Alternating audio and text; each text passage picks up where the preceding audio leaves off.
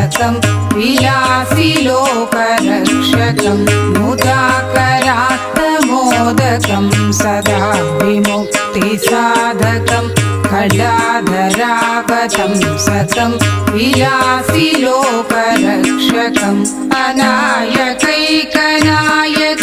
विनाशिते